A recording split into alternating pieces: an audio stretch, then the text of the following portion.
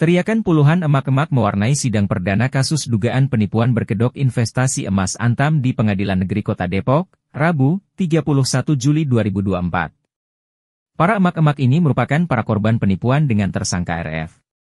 Mereka meluapkan kekesalan terhadap tersangka karena telah menyebabkan kerugian hingga mencapai angka miliaran rupiah.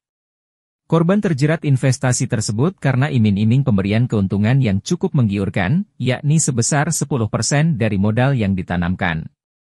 Para korban meminta pelaku bertanggung jawab dan mengembalikan dana yang mereka investasikan. Pasalnya, sebagian korban mengaku untuk melakukan investasi dari hasil pinjaman ke bank dengan menjaminkan aset seperti rumah. Mereka juga meminta agar korban diberikan hukuman maksimal, guna mempertanggungjawabkan perbuatannya.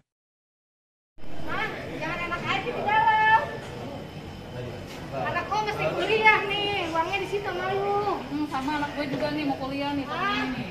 Abang gue di rumah sakit kan sekarang. Abangnya Yani dioperasi gara-gara lo. Sekarang di rumah sakit kan. Dajjal dasar lo. Hatinya kemana sih hatinya? Iya. Buka dong. Duit anak yatim. Anak yatim 3. Ibunya udah masuk penjara. Ibunya udah masuk rumah sakit. Pura-pura sedekah lo.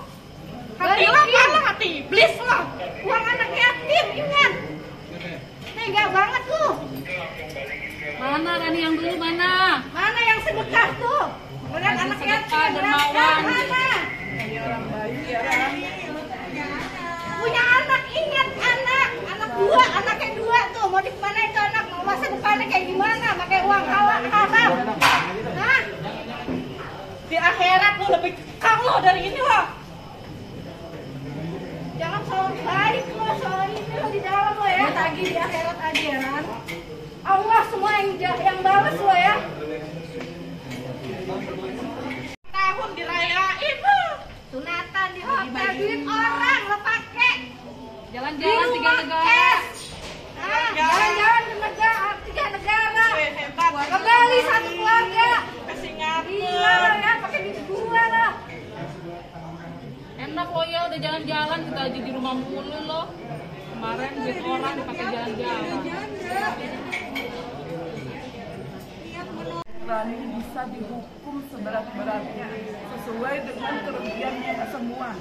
Karena di sini kita benar-benar korban yang bukan orang mampu, melainkan dari kalangan menengah biasa-biasa saja. Sampai kita menggadaikan surat rumah, surat tanah, utang kita di bank udah banyak banget. Dan bahkan dari teman kita, abangnya udah ada yang masuk rumah sakit, ibunya udah ada yang meninggal.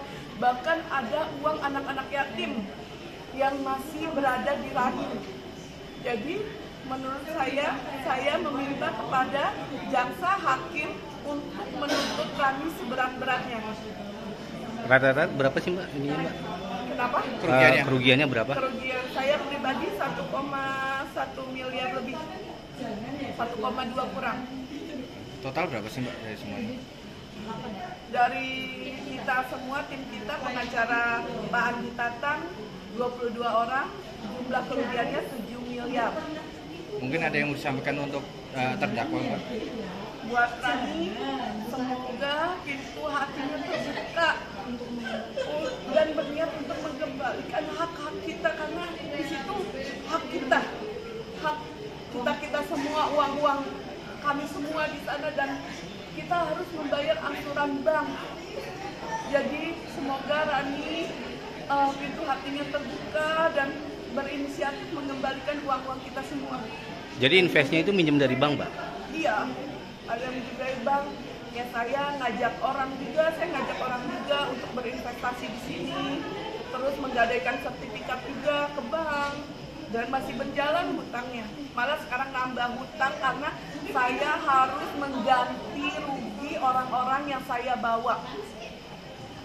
Agenda sidang hari ini berkaitan dengan dugaan penipuan dan penggelapan tentang arisan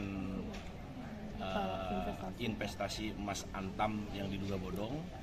Hari ini adalah agenda pembacaan dakwaan, yang mana dakwaan tersebut jaksa penuntut umum mendakwa saudara Rani ini melakukan penipuan dan penggelapan berdasarkan pasal 378 dan 372.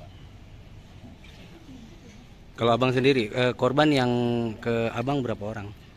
Sejauh ini korban yang saya dampingi ada 22 orang dengan jumlah kerugian kurang lebih 7 miliar. Kalau total kerugian daripada para korban itu kurang lebih di angka 20 miliar. Namun yang kami dampingi ada 22 orang dengan jumlah kerugian 7 miliar. Kalau tuntutan yang disampaikan bang? Tentunya kami berharap bahwa saudara Rani bertanggung jawab berkaitan dengan investasi yang sudah dilakukan oleh klien kami, ya, yang mana perlu diketahui dalam investasi tersebut ada uang-uang yang memang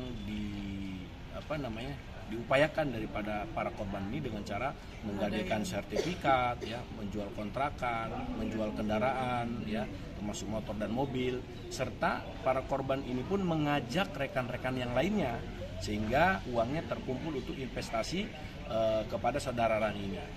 Gitu. Sidang berikutnya kapan? Agenda berikutnya hari Senin berkaitan dengan keterangan saksi dari jaksa penuntut umum. Nah, kami berharap bahwa dalam perkara ini jaksa penuntut umum harus melakukan tuntutannya dengan hukuman yang maksimal.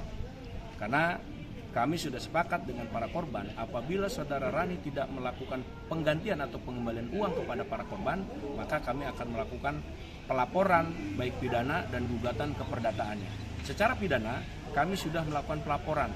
Jadi 22 orang masing-masing per orang akan melakukan pelaporan, sehingga kami berharap bahwa saudara Rani ini mempertanggungjawabkan perbuatannya di dalam penjara selama-lamanya.